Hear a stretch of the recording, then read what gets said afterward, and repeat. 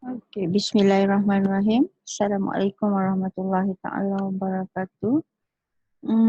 Today we are going to discuss about the type of research and the conduct of research, the way or the methods of doing the research. So there are two types of research that I'm going to discuss today, which are the qualitative research and quantitative research. These are the um, mostly adopted research in academic writings, especially with regard to thesis writing or dissertation writing. Okay, of course, there are also another types of approaches to research, which I will not discuss today. For example, they are also mixed mode types, whereby you combine between qualitative and quantitative.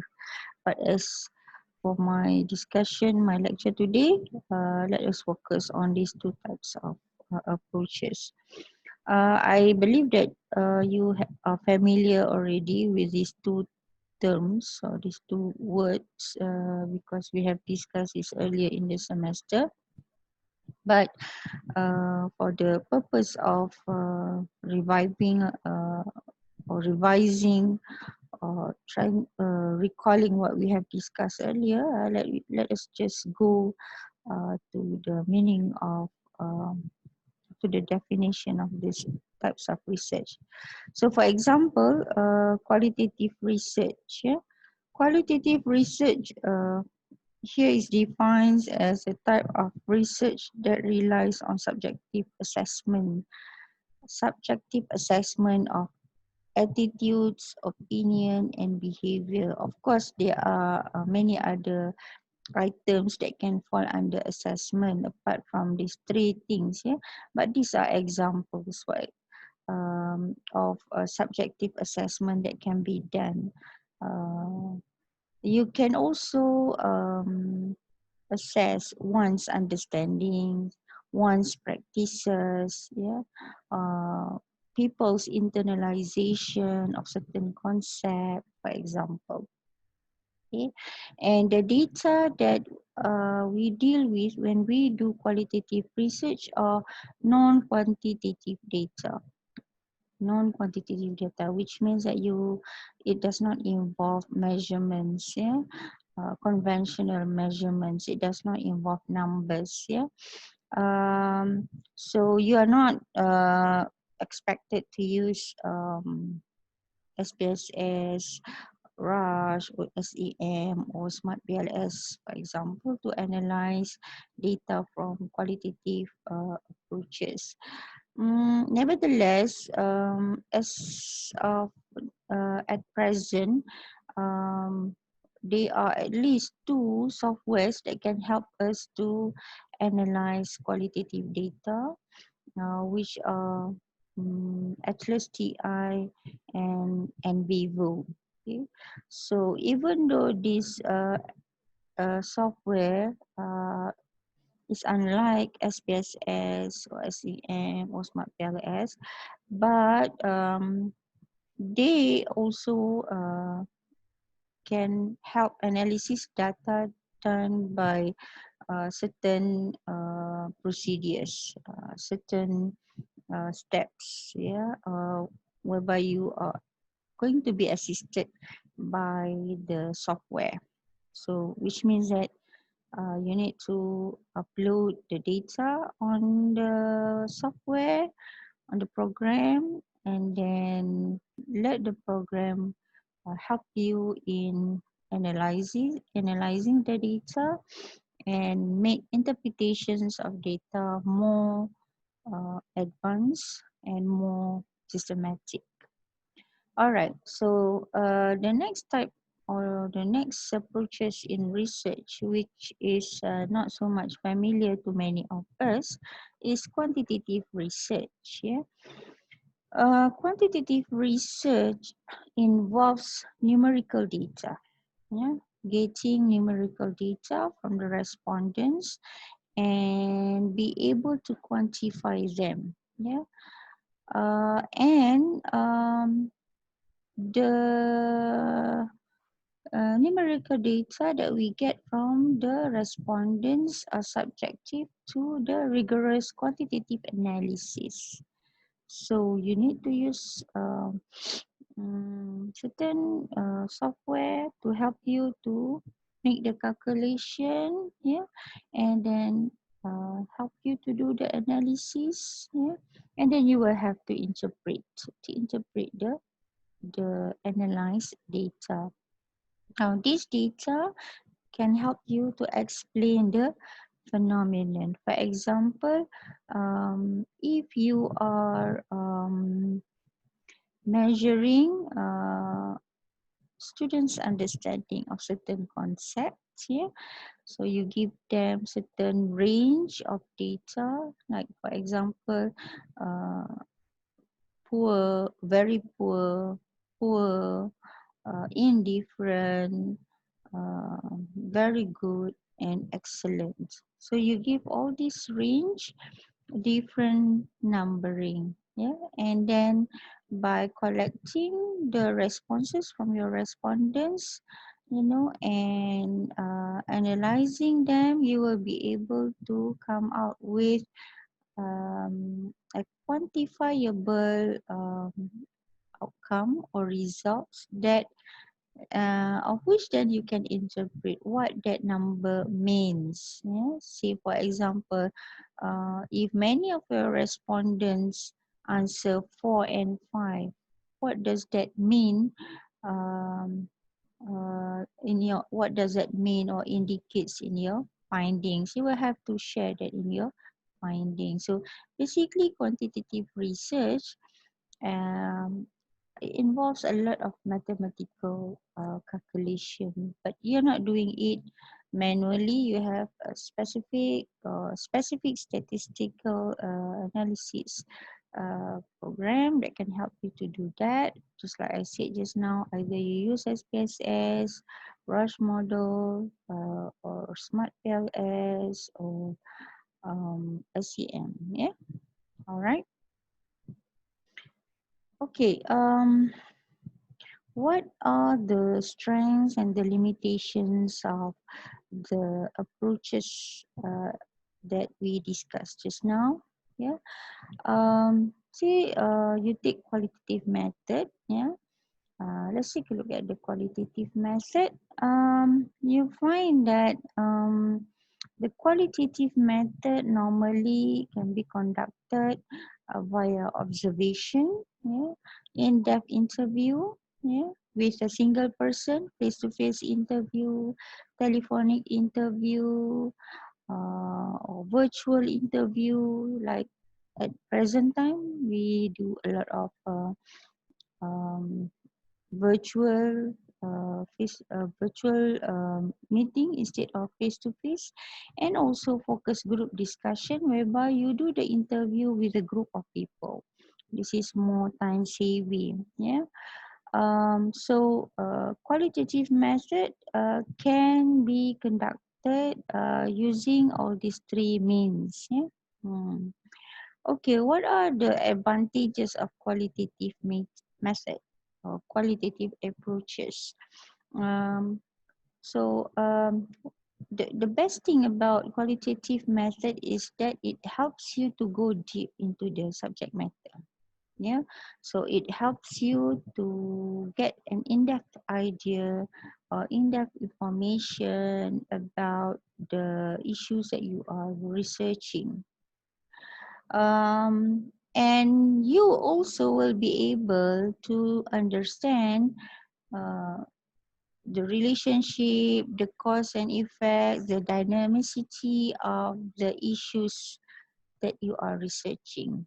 The issues and um, its relationship with the respondents that you are interviewing, or even the respondents, the type of respondents that you have, and the issues that you are researching. How much they are relationship between certain behavior of your respondents. Um, and how do you describe, how do you report the data that you gain from qualitative method? So most of the time, if you read uh, reports or articles that reports the research using qualitative method, you will find that it adopts descriptive approach. Most of the time, they will explain, the researcher will explain, will articulate what has taken place, or what the responses from the respondents were like. And this is describing the data collected from the respondents. So some researchers use a narrative style. For example, when reporting, so the researcher will also tells uh, how the respondents reacted during the interview. So sometimes the researchers cited the words of the respondents verbatim, in verbatim, which means word by word. So basically, the reporting is requires articulation. All right.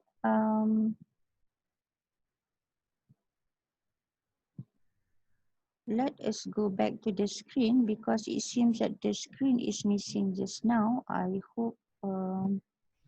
Okay. Now let's take a look at the quantitative method. I hope it is still recording. Yes. Yeah. Okay. Now let's take a look at the quantitative method.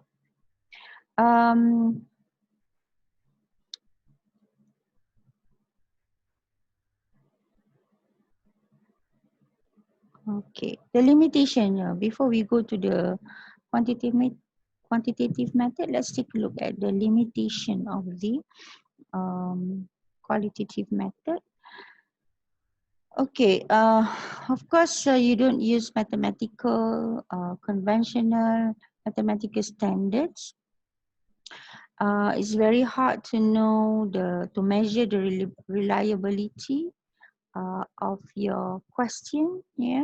But in qualitative methods, you don't really need to ask the reliability of the question, because you can interview the respondents and you will be able to get more explanations from the respondents in comparison to the quantitative method. You can ask your respondents to verify.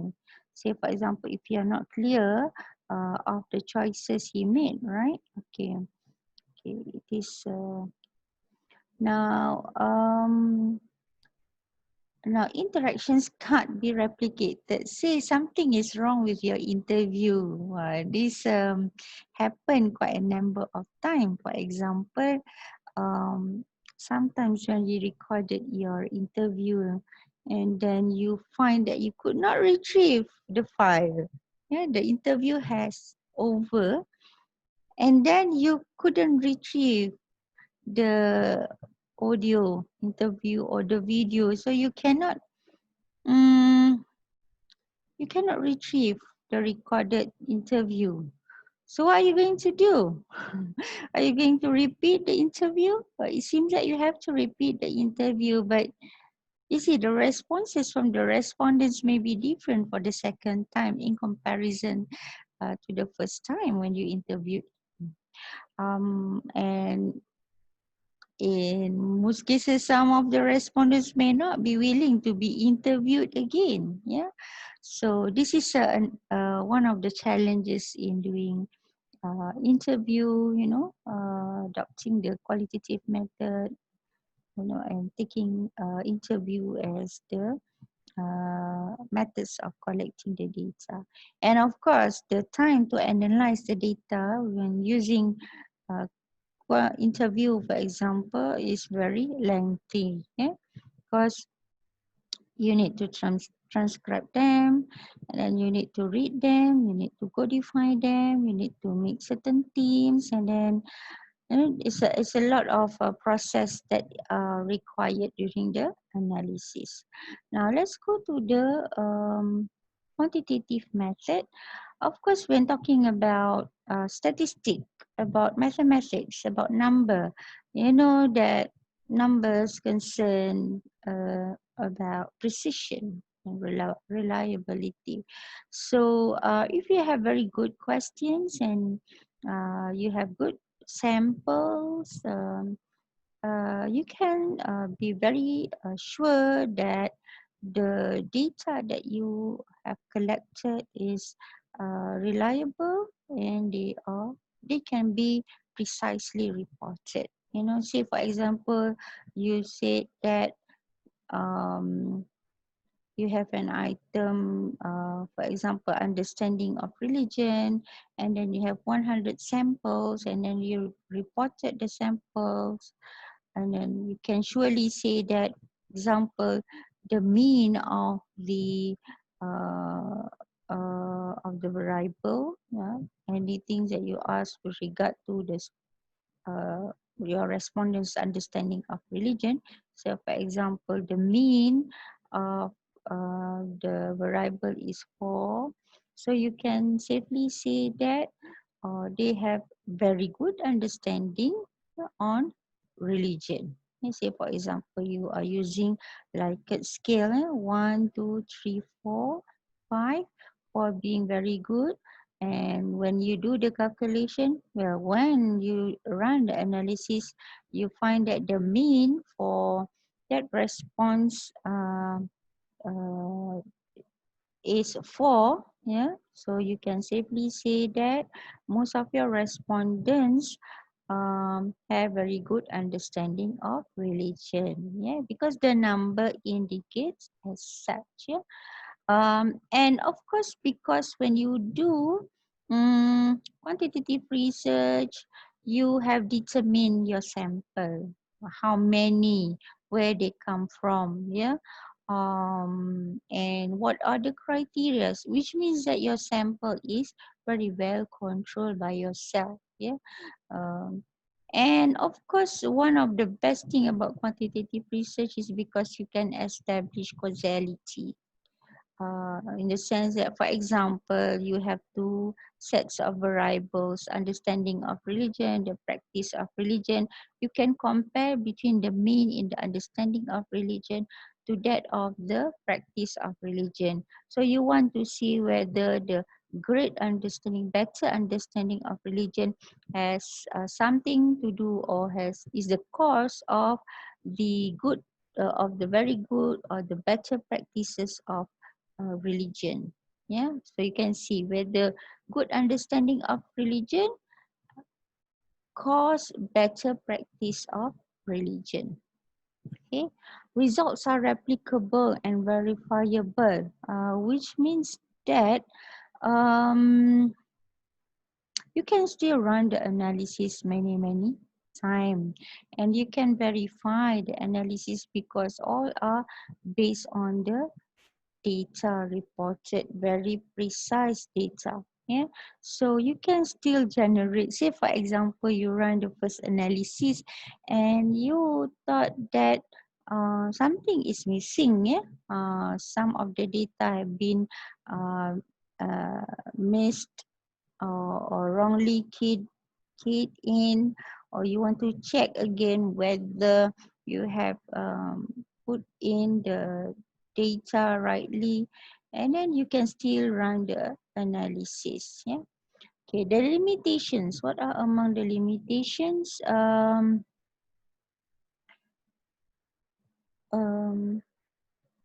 One of the limitation here is because your variables are very intact, very definite. Yeah. So you you cannot go beyond the variables. Yeah. So you are, say for example, when you do research, you want to analyze people's understanding of religions, and you have listed down what can you regard the variables, what can you regard as understanding of religion. Say for example, you have five variables. Yeah. Understanding of meaning of Islam, understanding of meaning of iman, understanding meaning of ihsan, understanding of the meaning of rituals, yeah, understanding the meaning of festival. So you have all these five variables uh, that you have chosen to indicate the other independent variable, which is the understanding of Islam. Yeah, sorry, dependent variable. So, but then after you have done your research, you have collected your data, and then suddenly you said, I should put one more variable in the questionnaire, in the survey. Say, for example, you said, oh, I should put one variable which is um, the understanding of fasting. The understanding of fasting, but you missed that out. So once after you have collected the data, there is no way that you can uh, do it again. Yeah. So you are so much controlled by the data that you have collected. So which means that you have to be satisfied with what you have gathered. Yeah. Um, you may have also to consider that different respondents may have different responses to the questions. Yeah. Of course, sometimes the respondents are in hurry. Say, for example, you go to the shopping complex and you get the respondents to assist you to answer the survey, but the respondents are not ready, but he, finally decided to help you. So, um, I don't know whether there is a possibility that the respondents' responses will be influenced by him being in such a hurry. You see, so this is quite difficult. Therefore, whenever you do a quantitative survey and collect the data, try as much as possible to make the situation very convenient for the respondents to participate in your research. Okay, and also I found that whenever we report um, a research finding using statistic, there is a tendency from people to get so much engrossed with the numbers. Say, for example, percentage. 90% of the respondents who understand religion practice religions well. So, whereas you want to know what about this 10% of respondents? Of course, 90% is good findings about the status of understanding of respondents, but because we thought that 90% is good indicator of Muslims understanding, then it's okay, nothing to be worry of. But actually that 10% is also important. And what about that 10%? Should we leave them? Okay. So a good researcher will also have query about this 10%. Why the 10%? And maybe you will conduct another research to look for this 10%. Why? Analyze, and maybe qualitative research should be good for this 10% of respondents. Okay, for example.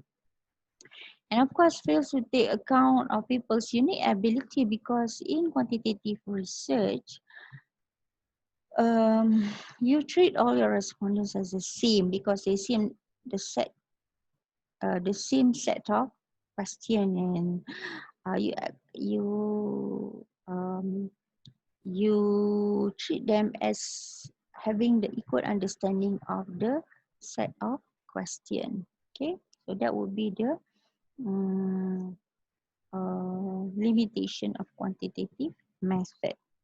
Okay, now how do you conduct questionnaire for both um, research methods, yeah, or both approaches? Um, Now, for survey or quantitative research, we know that, for qualitative research, quantitative approaches know that we are expected to design open-ended questions, yeah, which means it gives opportunity for the respondents to articulate their opinion. Can we have open-ended question for survey? Yes, we can, but it cannot be too much and it cannot be too long. Yeah. Um, um, for example, last time when I conduct a research on religious pluralism, asking uh, members of NGOs whether they understand religious pluralism or not. So even though I have a I have questionnaire using Likert scale question, but I have at the end of the questions, I put another question like, in brief words, please define the meaning of religious pluralism in your understanding. So my respondents wrote, yeah. But what I did after that, I write down all these responses and I give a certain theme to the responses and I give certain number to these responses. So that is also doable, yeah. But cannot be long, and then you need to put them in a certain theme to make you able to analyze them. Okay. So close-ended questions are questions like in the survey. So you have the most used one is Likert scale, very poor, very poor, indifferent, yeah, or fair, or very good, or excellent, for example. Yeah.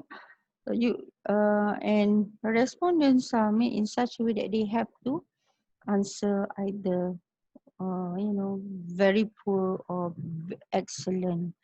But of course, there are also issues whereby um, a researcher will be in dilemma, either to put number 3 as fair or indifferent, yeah, or not applicable or don't know. Yeah. But this depends on how do you want your data analysis to be. You can also put indifferent, but bear in mind it will affect the analysis you are doing. Say for example, if many of your respondents put indifferent, then you will have lots of uncertainties in terms of the responses from your respondents. Okay. So when you construct questionnaire, you have also to be able to design the questions in a very, very clear manner, precise, understandable. Yeah. And of course, you need to make sure that you will be able to observe the confidentiality of the responses from your respondents. You should not share their identities, their answers to the other respondents. Yeah? Okay. So what involves in the questionnaire? Of course, you have the respondents, yeah? The enumeration unit, the observation unit, how many respondents, yeah? And also the variables, the items that you are researching, analyzing in that research. Okay, you have also to plan for the number of questions. Too many questions will, especially when you do a survey, this will make your respondents tired to answer. So you cannot have too many questions. In the interview, if you have too many questions, then your analysis will be very, very hard, more works to do.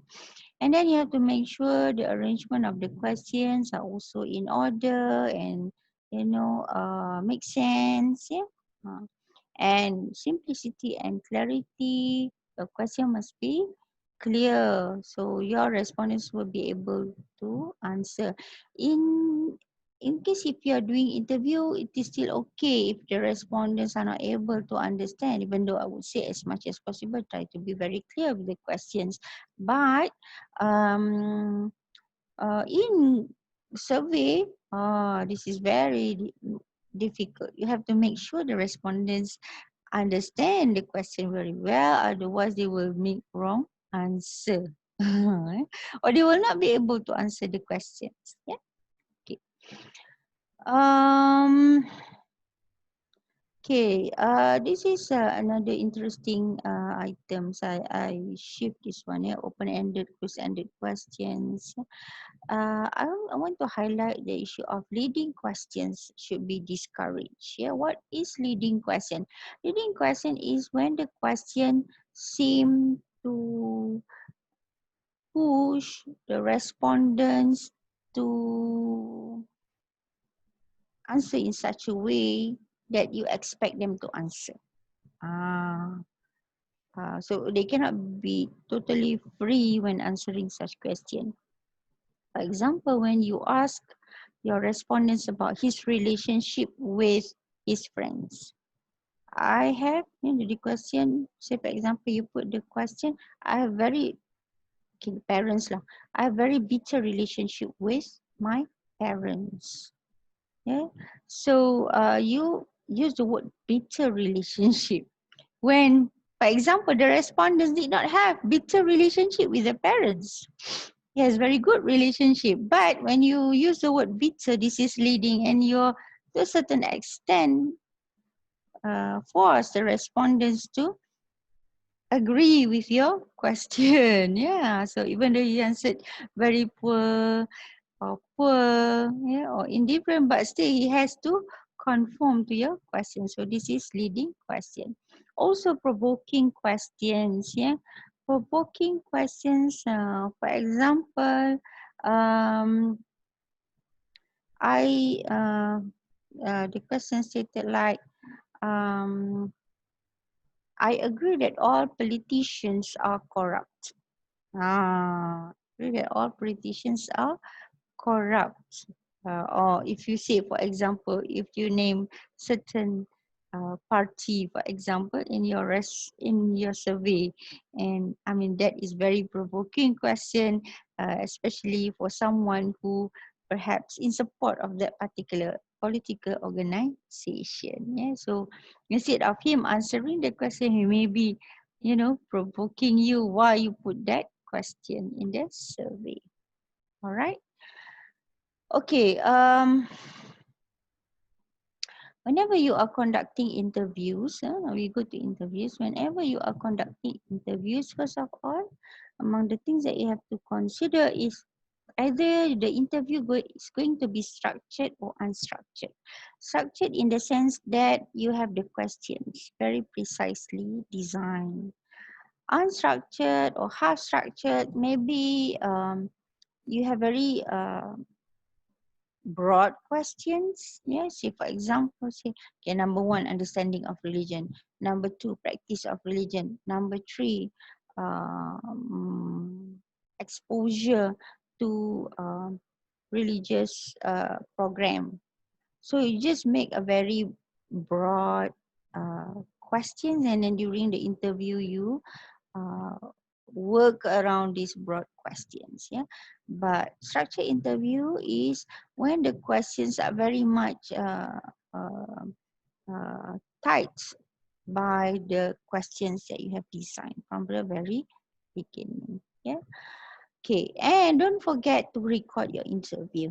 Yeah, during the interview, don't forget to record your interview. So therefore, whenever you have an interview, please make sure that you have a recorder with you. Don't just record with your handphone, because sometimes handphone, your mobile phone will not be able to record the audio clearly. You need, say for example, a recorder, because a recorder can help to record the interview very clearly. Sometimes if you have focus group discussion, and you may need more than one recorder to make sure that the record can capture the voice of the respondents. So after you have recorded the interview, what you need to do next is you have to transcribe the interview. So normally what I did when I have interview, I will pay someone to transcribe the interview. Yeah, transcribe means listen to the interview and write again the interview verbatim, word by word. Why? Because this transcription is important for you to when you want to analyze the data. So transcribing the interviews is very important. You simply cannot skip this process. And finally, this data mining, when you have all the interviews transcribed, you can start mining from the data. Yeah? Start to look for the data, um, codify the data, put it in certain team or framework and start to analyze the data. Okay, so this is it. Okay, structured, semi-structured or unstructured. Unstructured interview in academic research, this is very, very, very rare, because you need to have certain guidelines in writing your research, right? For example, you need to answer the research questions.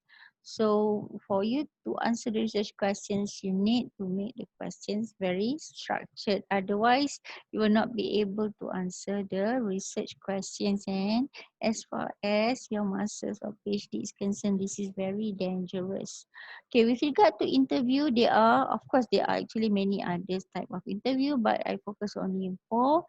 Fact finder, maybe you want to know the um, perceptions of the respondents. Yeah, so you say, for example, you ask the respondents what they know about religious pluralism. So this is fact finder. Idea generator, for example, you want to know how does the respondents perceive coexistence in Malaysia. Yeah. So this is idea generator. Exploratory, yeah, also exploratory. You want to know how people in Malaysia perceives religious diversity, religious understanding. Yeah. And finally, experiential. This is also important. This is also useful in the interview. For example, when you want to get the first-hand data from your respondents. For example, the respondents mm, who experience certain tragedies in their life. So, they were under certain traumatic situation. So, when you conduct interview with them, you are basically asking from their first-hand experience dealing with the trauma with the tragedy. All right. So I think that's about it. Inshallah, in the next uh, lecture, I will discuss more about how do we analyze quantitative and qualitative data. Thank you very much. Assalamualaikum warahmatullahi wabarakatuh.